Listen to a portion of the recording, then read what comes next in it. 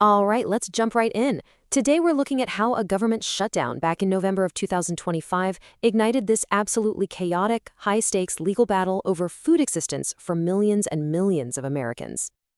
Just look at that number, 42 million. That's how many people, roughly 1 out of every 8 Americans, rely on the Supplemental Nutrition Assistance Program, you probably know it as SNAP, just to help put groceries on the table. Well, in November of 2025, that's exactly what happened.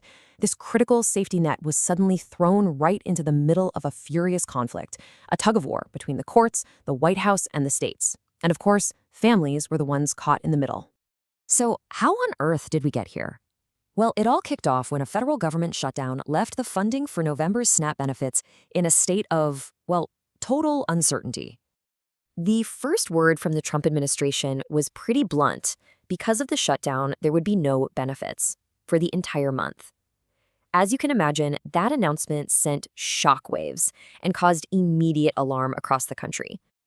Okay, so after some serious pushback, the administration walked that back a bit, but their new plan wasn't much better. They proposed covering only about 65% of the benefits. For many families, that meant getting just partial aid or, in some cases, nothing.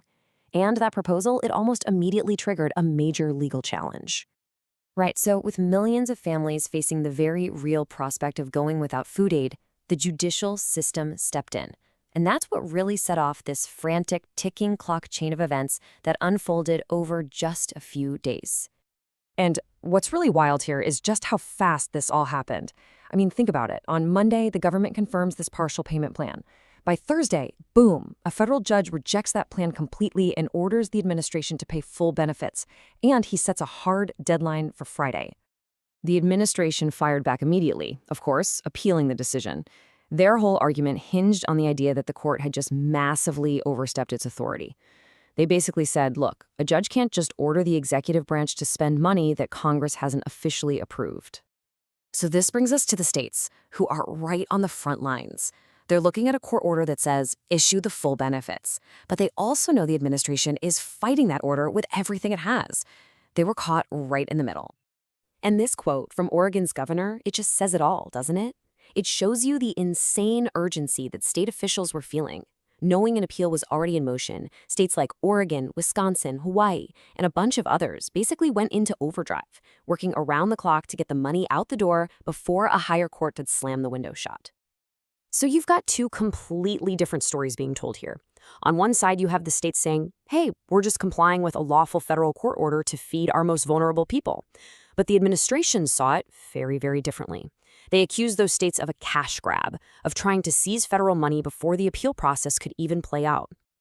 And just as states were in a dead sprint to get millions of dollars out, the legal showdown reached the very top.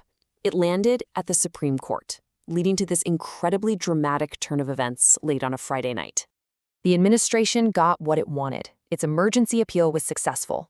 Late Friday night, the Supreme Court issued an order that slammed the brakes on the whole process, putting an immediate stop to the distribution of those full SNAP benefits. This order came from Justice Ketanji Brown Jackson, who handles emergency matters from that specific judicial circuit. And it effectively froze everything. It paused the lower court's order, and it bought the administration time for a full appeal. But for the states that had already managed to get the payments out, it created a brand new and frankly unprecedented problem. So you might think the Supreme Court's order would end the chaos? Nope. It actually escalated it. Over the weekend, the whole situation took another absolutely shocking turn. And here it is. In a late-night Saturday memo, the U.S. Department of Agriculture sent this stunning directive to state program directors. It didn't just tell them to stop, it ordered them to reverse the payments that had already gone out. This memo called the money that had already been sent out unauthorized. It demanded that states literally undo the transactions, claw the money back, and it even threatened them with financial penalties if they didn't. You can imagine the reaction. State leaders were floored, calling it shocking and an act of intentional chaos. So while all the lawyers and politicians are arguing, what does this actually mean for families on the ground? Just utter confusion. This legal whiplash left people who rely on SNAP completely unsure if the money they just received was about to be taken away or if they'd have any help at all to buy groceries. And this quote from Jasmine Youngby, a single mom of two who is literally waiting in a food pantry line, it just cuts through all the legal jargon. Her words get right to the heart of the matter, the simple, terrifying reality of trying to feed your family when the system you rely on is in chaos. You know, this whole episode is just such a powerful, stark reminder of how these high-level political and legal battles have immediate, real-world consequences for everyday Americans. It really leaves us with this one critical question. When the different branches of government go to war, who is it that really pays the price?